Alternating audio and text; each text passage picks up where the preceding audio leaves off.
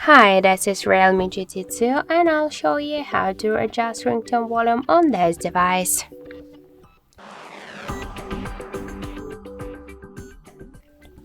So let's first open the settings application and then tap to the sounds and vibration. Here you'll see ringtone volume panel, and just to change the ringtone volume we should slide to the left or to the right side this dark dot. Also, we can make it with the help of the volume buttons, but just to change the ringtone volume we should first in advanced settings be sure that in volume button function we have selected ringtone volume. And now just let's press to the up or to the down volume button, and by this way we just successfully change it. Also we can make it with the just by this way, just by slide to the up or to the down of this volume panel.